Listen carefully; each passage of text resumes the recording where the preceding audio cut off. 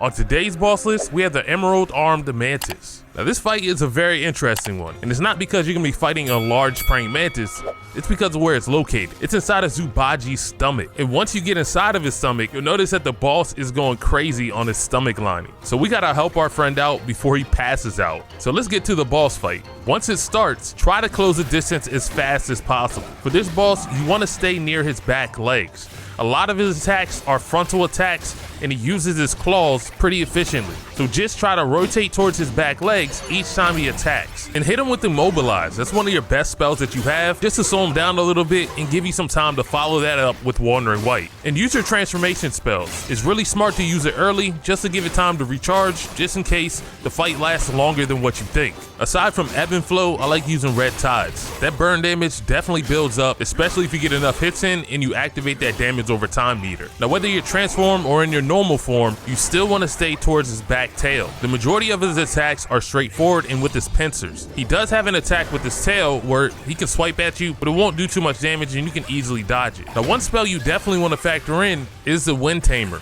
Use that to stun the boss and then get in close and do some damage. Now this boss is a two-phase boss. Once you get his health down low enough, it'll go to a cutscene and it'll go into a second phase.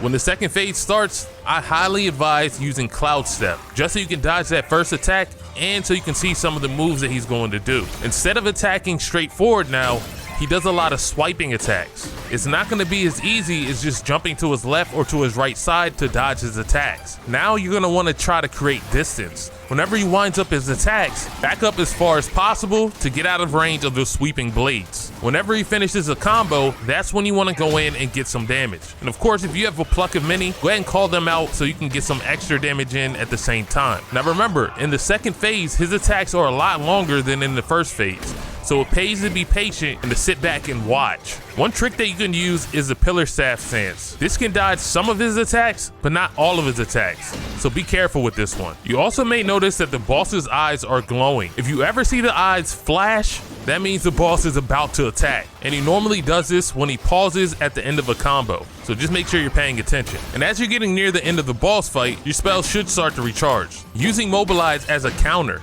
If you find yourself in a bad situation and think that you're about to take a lot of damage, just cast Immobilize, freeze them, and dodge, or just get some extra hits in. If you use Wind Tamer at the beginning of the fight, it should be recharged now, and you should be able to use it at the end of the fight. Always be cautious when you're casting the spell. If you need to, just create some distance before you cast it. And try to position yourself so when you cast a spell, it pushes the boss into a wall, and you don't have to chase the boss around while he's getting blown around. But once you got him into a corner, get in close, do as much damage as possible, cast any other spells that you have, and then finish this boss off.